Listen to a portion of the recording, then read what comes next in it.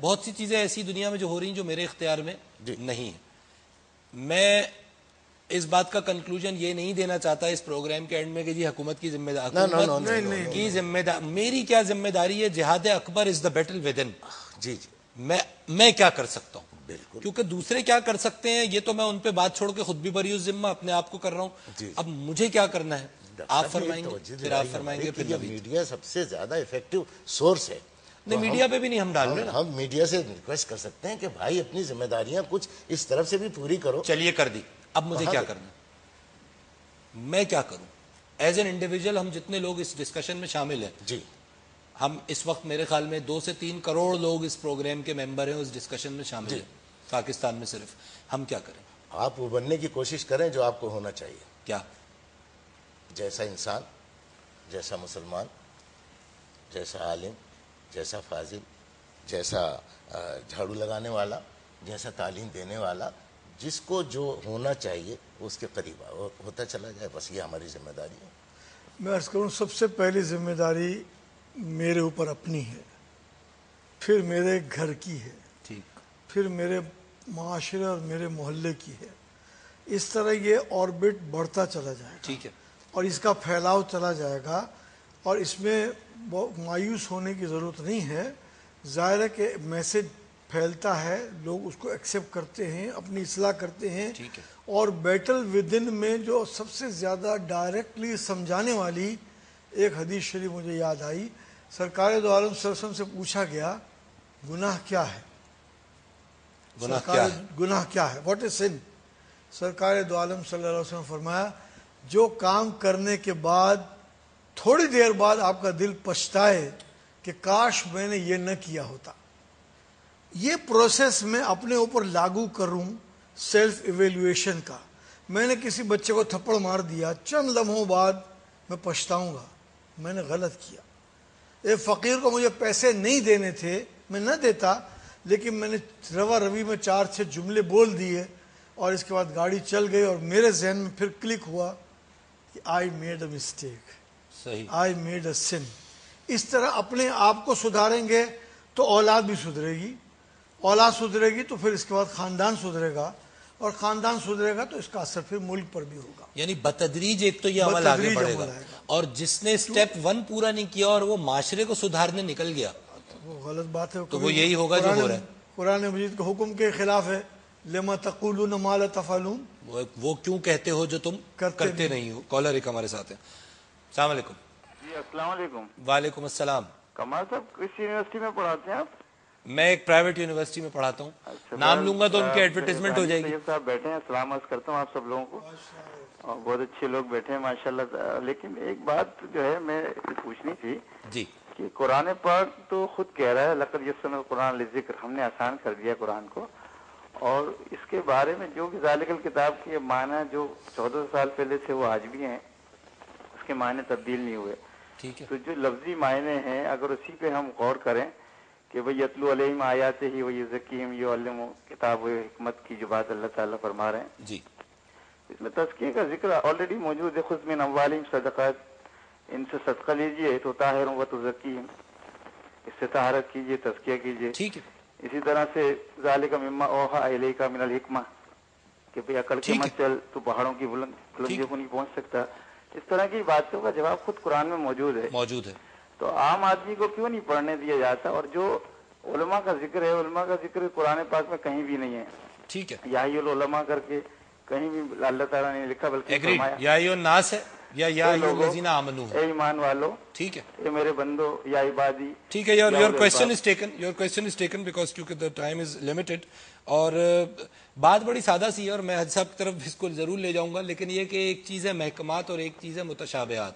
تو جو حکم ہے وہ تو حاجی صاحب بالکل واضح ہے، اس پہ آپ عمل کر لیجئے. جو آپ بات کر رہے تھے میرے خیال میں آپ اس کو خود فرما دیجئے، وہ متشابہات کے حوالے سے. جی میں بھائی سے یہ عرض کر رہا ہوں، بہت اچھی بات ہے. دیکھیں قرآن شریف کو اللہ تعالیٰ نے ایک دنیا کی یہ کتاب ہے، حفظ کرنے کے لیے آسان بنا دی گئی ہے. لکھوں کا حفاظ موجود ہے، نمبر 1. ٹھیک.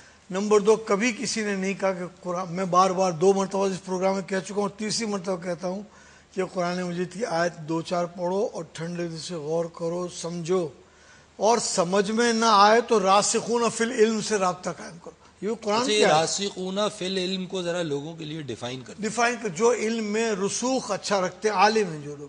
ٹھیک ہے. اس کا آسان ترجمہ یہ ہوا ٹھیک ہے. کہ جو اس قرآن مجید پر محنت کر کے 10 سال تک اسٹڈی کر کے سمجھ کر انہوں نے اپنے عروج حاصل کیا ہے. ٹھیک ہے. اگر آپ کو کوئی آئے سمجھ میں نہ آئے اچھا، اور سمجھ میں نہ ہو، یہ عالم زبان کا عالم بھی ہوگا، اس کو عربی بھی آتی ہوگی، اس عالم کو گرامر بھی آتی ہوگی، یہ ایک علمی شخصیت ہوگا. علمی شخصیت. یہ بہت واضح رہے یہ کہ یہ اس عالم کی بات نہیں ہو رہی کہ جس کو ہم نے کہا تھا کہ پتھر اٹھاؤ تو 2 نکل آتے ہاں، ہیں، یہ کہ ہر وہ شخص جو ممبر پہ کھڑے ہو کر کوئی بھی خطاب کرنا شروع کر دے. عالم کی ڈیفینیشن، بلکہ یہ میں لکھ رہا ہوں، ہم عالم ہے کون اس پہ یہ جاننا بڑا ضروری ہے، کیونکہ ہم معاشرے میں لوگوں کو صرف ان کے وضع و قطع سے اگر عالم سمجھنے لگیں گے، اور ان سے تو ظاہر ہے وہ تو اس نے قرآن خود نہیں پڑھا ہے. آئی صاحب میرے خیال میں معذرت صاحب اگر 10 سال ایک شخص نے لگائے بھی ہیں اور اس کے باوجود اس نے ایک پرٹیکولر طرح کے ادارے میں بیٹھ کر بغیر دنیاوی تعلیم کے اور اس کو آپس میں ریلیٹ کیے بغیر صرف قرآن کو آئسولیشن میں پڑھ لیا ہے، تو شاید وہ آج کے فی زمانہ معاملات کے جوابات قرآن سے نہیں دے پائے. تو اس وقت کے دور کے حساب سے وہ عالم شاید دیکھیں میں اس کو پہلے ایک زمانہ تھا، ہم سب نے دیکھا ہے، ہمارے نوجوان ساتھی نے بھی شاید دیکھا ہو، بہت کم لوگ اکا دکا کوئی اپنے ساتھ علامہ لگاتا تھا. ٹرو. اب تو ہر آدمی علامہ ہے. ہر آدمی علامہ ہو گیا ہے. ٹھیک ہے. تو یہ ایک ٹربل تو ہے کہ جس کو جو عزت ملنی ہو تو مل ہی جائے گی. تم اپنے نام کے ساتھ القابات لگوانے کے اتنے خوش کیوں آپ عادی ہو گئے ہو؟ کمرشل ویلیو ہے نا سر اس کی. کمرشل ویلیو زیادہ ہو گئی ہے تو ہر چیز کمرشلائز ہو گئی ہے. تو قرآن مجید عام آدمی کے گھر میں ہے، عام آدمی اس کو پڑھے، اس کو سمجھے، صرف سمجھ میں نہ آئے تو کسی بھی عالم سے رجوع کرے، عالم سے جس کا اس عالم کے بارے میں بھی یہ کہا گیا رسوخ راسخ ہو، اس پر ٹھیک سطحی سطح کا علم نہ ہو، ٹرو راسخ ہو. اس سے اگر وہ رابطہ قائم کر کے سمجھنے کی کوشش کرے گا تو یقیناً اس کو سمجھ میں آئے گی بات.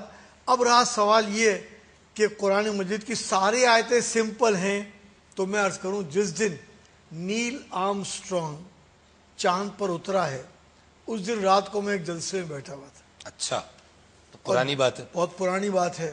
سن رہا تھا جلسہ، ایک پرچہ لکھ کر کے بھیجا گیا کہ امریکہ کی یہ جو خلائی کا سیارہ گیا ہے یہ تو شاید کسی پہاڑی پہ اتر گیا ہوگا اور انہوں نے اعلان کر دیا کہ چاند پہ اتر گیا، تو کیا خیال ہے آپ کا؟ تو وہ صاحب علامہ صاحب جو تقریر کرتے واقعی علامہ تھے، علامہ سید احمد سعید کاظمی، انہوں نے جواب دیا کہ سورہ رحمان پڑھو، اس میں پہلے سے لکھا ہوا ہے کہ تم ایسی قوت پیدا کرو گے تو اس اقطار سے آگے نکل کے اگلے دوسرے دنیا میں بھی چلے جاؤ گے. سبحان اللہ. تو اس طرح سے چیزیں تو موجود ہیں، لیکن ظاہر ہے کہ اصل تو ہوتا ہی ہے نا کہ نبی کریم صلی اللہ علیہ وسلم نے فرمایا، اس بات کو ضرور میرے بھائی توجہ سنیں گے، کہ لوگوں سے گفتگو کرو ان کی عقل کے سٹینڈرڈ کے مطابق. ٹھیک.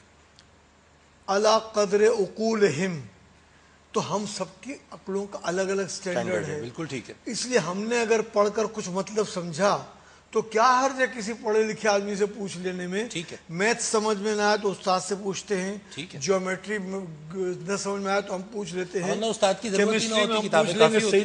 لیکن اس میں یہ بڑا اہم ہے کہ استاد کون ہے، اور اس پہ تو ہم باقاعدہ ہے سب ڈسکشن کریں گے. اور آپ نے جس آیت کا ریفرنس دیا اس سے ایک بات جو شاید ہمارے جو معزز اسکالر تھے اور ہم سب کے لیے جواب ہو، ہم تو سب طالب علم ہیں، وہ یہ کہ جس آیت کی آپ بات کر رہے ہیں سورہ رحمان کی، یا معاشر الجن والانس ان استطعتم ان تنفذوا من اقطار السماوات والارض فانفذوا لا تنفذون الا بسلطان.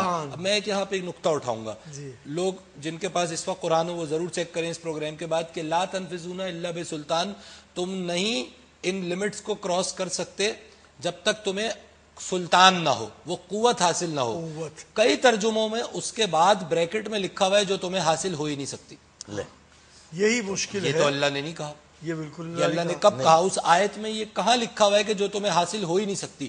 یعنی اللہ رب، اور یہ وہ بات تھی جو وہ ایگزیکٹلی کر رہے تھے، صحیح کر رہے تھے. اور یہ مجھے اس سے نقطہ سامنے آیا آپ کی اس بات سے کہ ہم قرآن کو اپنے معنی کیوں پہنانے کی کوشش کر رہے ہیں. یہ اصل میں بریکٹ میں لکھ دیا گیا کہ جو تمہیں حاصل ہو ہی نہیں سکتی. بھائی اللہ تو یہ نہیں کہہ رہے، خاص طور پر اس سے منع کیا گیا. یس، احادیث موجود ہیں کہ اپنی رائے سے اور اپنی عقل سے قرآن مجید کی آیات کو مختلف معنی پہنانے کی کوشش نہ کرو.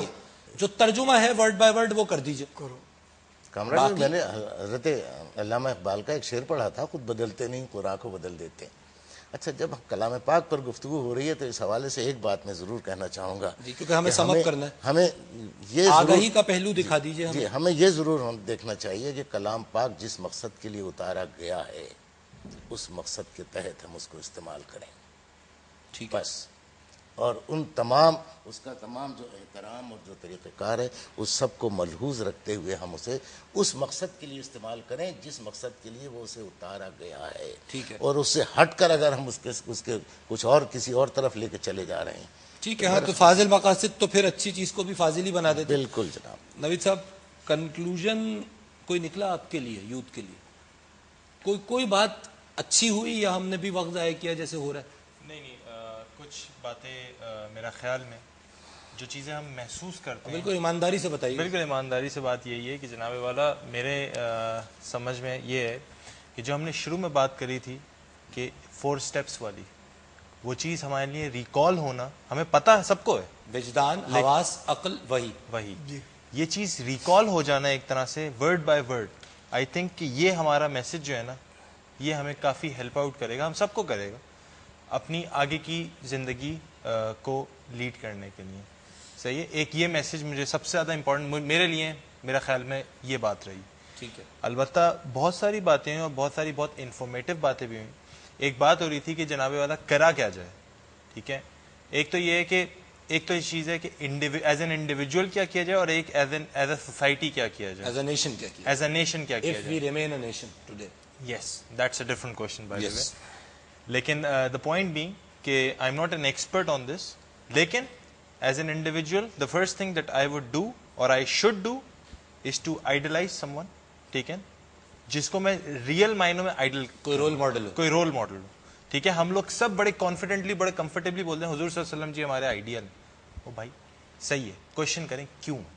فار ایگزامپل اسٹڈی کریں ان کی ایسی آئیڈیل ہیں تو ان کا کیریکٹر اسٹڈی کریں. بالکل, ہم لوگ جب ہماری کچھ ہم لوگ جب ایکس وائی زی چیزیں ہوتی ہیں تو پھر تو ہم لوگ اور لوگوں کو آئیڈلائز کر لیتے ہیں. جب بات ہوتی ہے کسی ٹاک شو میں یا کسی ڈسکشن کے اندر تو ہم بول دیتے ہیں یہ بھائی صحیح ہے. اگر آپ آئیڈلائز کر رہے ہو ریئل معنوں میں, آئیڈلائز کریں, انڈرسٹینڈ کریں, امپلیمنٹ کریں, it will be a long term process. ایک دن کا کام. چوتھی بڑی اہم بات جو وہی کی بتائی گئی تھی, اس میں صرف سامعین ناظرین کے سمجھنے کے لیے بتا دوں کہ وہی کے بیان کے بعد, وہی میں دیے گئے حکم کے بعد وہ ہماری سمجھ میں نہ آئے تو ہمارے لیے عقل سے سہارا لینا, حواس سے سہارا لینا, وجدان سے سہارا لینا کافی نہیں ہے.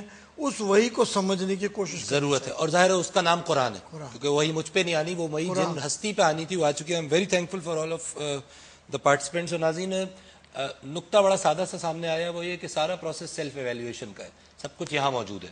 ایویلیویشن اپنی کرنی ہے, اور اس ایویلیویشن کے نتیجے میں, اور جب تک یہ ایویلیویشن میں نہیں کروں گا, جب تک میں اپنے آپ کو انالائز نہیں کروں گا, تب تک بات آگے نہیں بڑھے گی. ہم کتنی بات کر لیں, کتنی ڈسکشن کر لیں, کتنی کتابیں پڑھ لیں, قرآن کے کتنے ہی ترجمے پڑھ لیں, ان تمام باتوں کو, اعلیٰ ترین خدائی احکامات کو مجھے اپنے اوپر وارد کرنا ہے, اور مجھے اپنے اوپر وارد کرنے کے ساتھ مجھے اس کو عملی فارم میں لے کے آنا ہے. اگر میں یہ کرنے میں ناکام ہوں تو پھر علم سے عمل تک کا سفر میں طے نہیں کر رہا ہوں, اور اگر وہ سفر طے نہیں ہو رہا تو پھر مجھے اس بات پہ ناراض ہونے کی ضرورت نہیں ہے کہ ہم بحیثیت معاشرہ, بحیثیت انسان آج دنیا میں, آج اس ملک میں, آج اس شہر میں کس مقام پر کھڑے ہوئے ہیں.